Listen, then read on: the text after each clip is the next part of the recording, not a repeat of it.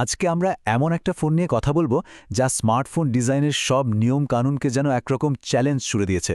ফোনটার নাম techno Pova curve 2, আর এটা আসলে একটা প্যারাডক্স, মানে একটা ধাঁধার মতো।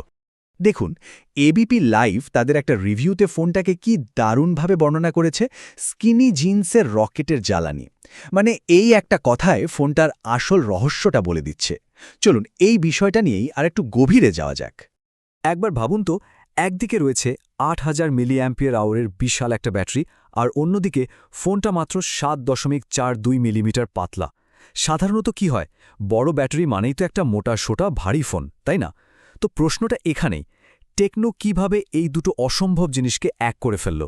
এখানেই কিন্তু আসল ইঞ্জিনিয়ারিংয়ের কারসাজিটা লুকিয়ে আছে। চলুন পরের স্লাইডগুলো দেখে নেওয়া যাক এই অবিশ্বাস্য ডিজাইনের পেছনে ঠিক কী ধরনের প্রযুক্তি কাজ করছে। ৮,০০০ মিলিঅ্যাম্পিয়ার আওয়ার, ভাবা যায়? এটা টেকনোর ফোনে আজ পর্যন্ত ব্যবহার করা সবচেয়ে বড় ব্যাটারি। আর এই বিশাল ব্যাটারিটাই কিন্তু ফোনটার আসল মেডেন, মানে প্রধান আকর্ষণ। একবার চার্জ দিলে প্রায় ২ দিন তো আরামসে চলে যাবে। তো এটা সম্ভব হলো কিভাবে? না, কোনো জাদু দিয়ে নয়, বরং খুবই স্মার্ট ইঞ্জিনিয়ারিংয়ের মাধ্যমে। কোম্পানি এখানে silicon carbon battery optimisation technology ব্যবহার করেছে, আর ফোনের ভেতরের পার্টসগুলো আরও টাইট করে প্যাক করেছে।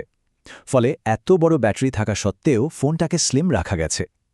আর শুধু তাই নয়, TUV অ্যাসিউড সার্টিফিকেশনও আছে, যা নিশ্চিত করে যে এই ব্যাটারি প্রায় ৬ বছর পর্যন্ত নিজের কার্যক্ষমতা ধরে রাখতে পারবে। কিন্তু দেখুন, ইঞ্জিনিয়ারিংয়ের দুনিয়ায় প্রত্যেকটা সিদ্ধান্তের একটা মূল্য চোকাতে হয়। এত অসাধারণ ব্যাটারি লাইফ দেওয়ার জন্য ফোনটাকে কিন্তু অন্য কিছু জায়গায় একটু আপস করতে হয়েছে। চলুন এবার দেখি পারফরম্যান্স আর ক্যামেরার ক্ষেত্রে কি কম্প্রোমাইজ করা হয়েছে। ফোনটার ভেতরে আছে মিডিয়াটেক ডাইমেনসিটি ৭১০০ প্রসেসর। এটা একটা বেশ ভালো মিড রেঞ্জ চিপসেট, ৬ ন্যানোমিটার টেকনোলজির ওপর তৈরি। এতে ২.৪ গিগাহার্টজ ক্লক স্পিডের একটা অক্টা কোর সিপিইউ আছে। মানে রোজকার সাধারণ কাজের জন্য এটা যথেষ্ট শক্তিশালী। কিন্তু এর আসল ক্ষমতাটা ঠিক কতটা?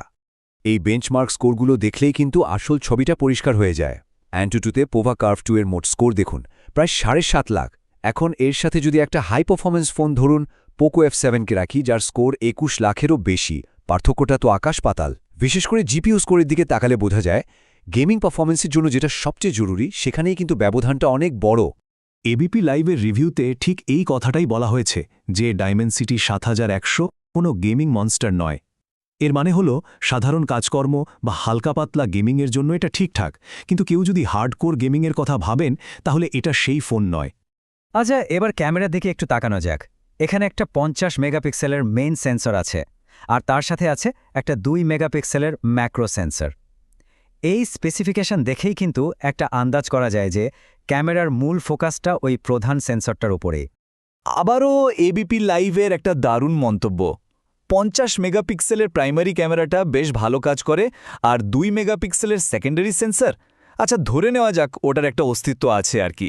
মানে দিনের আলোতে মূল ক্যামেরা দিয়ে বেশ ভালো ছবি তোলা যায়, কিন্তু ওই সেকেন্ডারি ক্যামেরাটা অনেকটা নামকাও আসতে দেওয়া হয়েছে। তবে শুধু ব্যাটারি বা পারফরম্যান্স নয়, এই ফোনে আরও কিছু ইন্টারেস্টিং ফিচার আছে যা এটিকে একটা কমপ্লিট প্যাকেজ তৈরি করতে সাহায্য করে। চলুন সেগুলোর দিকেও একটু নজর দেয়া যাক। সত্যি বলতে ফোনটার ডিসপ্লেটা কিন্তু অসাধারণ। একটা ৬.৭৮ ইঞ্চির কর্ভড অ্যামোলেড স্ক্রিন, যার রিফ্রেশ রেট হলো ১৪৪ হার্টজ, আর এর ৪৫০০ নিটস পিক ব্রাইটনেস থাকার ফলে কড়া রোদের মধ্যেও স্ক্রিনের সবকিছু একদম পরিষ্কার দেখা যায়। সুরক্ষার জন্য তো কর্নিং গরিলা গ্লাস 7i আছেই। এটা কিন্তু একটা বেশ ইউনিক ফিচার।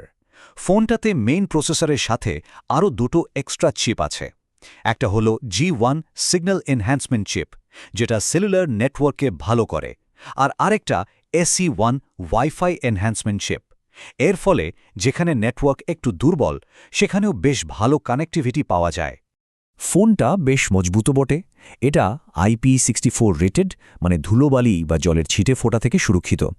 সাথে SGS সার্টিফাইড 1.5 মিটার ড্রপ প্রোটেকশনও আছে।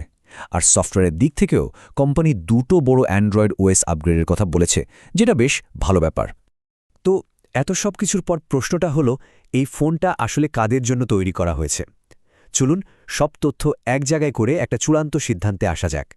একদম সোজা সাপটা প্রশ্ন, টেকনো পোভা কার্ভ 2 কেনাটা কি ঠিক হবে?